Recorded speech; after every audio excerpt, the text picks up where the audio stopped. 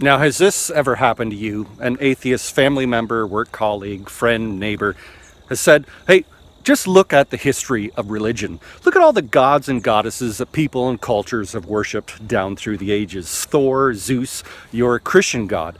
Doesn't all these gods and goddesses simply prove that they're all just an invention of the human mind, that religion is just a bunch of nonsense? My response to that argument is to point to history in general and ask, well, when hasn't there been multiple ideas and theories about anything?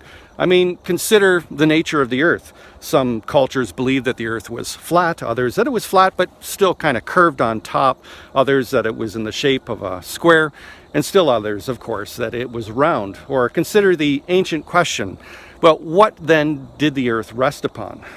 Some cultures believe that the earth floated upon a vast ocean, still others that it rested upon giant pillars, and still others that it rested upon the back of a turtle.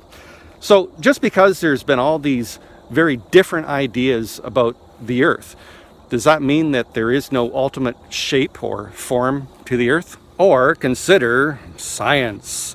Whenever scientists are attempting to figure out something about nature or the universe, they will inevitably at first come up with many different hypotheses. And generally these hypotheses are very different from each other. And then scientists will narrow it down to one established scientific theory. But even then, and this is important, even when there's an established scientific theory, there's always different interpretations within that overarching theory, often causing bitter disputes and rivalry.